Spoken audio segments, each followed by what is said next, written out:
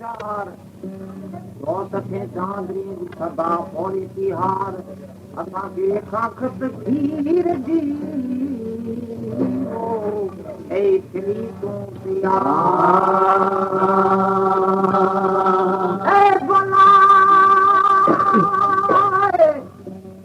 culvert म्यार दीदार पता भूत जो ए वो